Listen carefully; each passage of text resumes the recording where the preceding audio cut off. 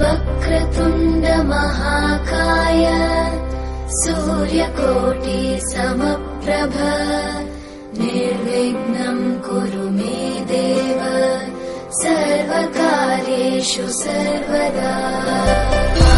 आकाशस्याधिपो विष्णुः अग्निश्चैव महेश्वरी वायो सूर्यक्षितेरिषः जीवनस्य गणाधिपः।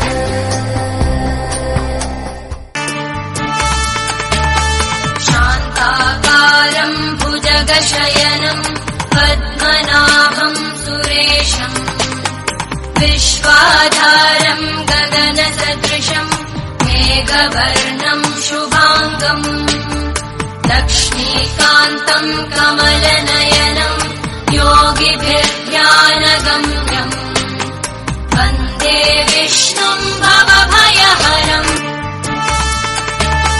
शान्ताकारं भुजगशयनं पद्मनाभं सुरेशं विश्वाधारं गगनसदृशं मेघवर्णं शुभाङ्गं लक्ष्मीकान्तं कमलनयनं योगिभिर्ध्यानगम्यम् वन्दे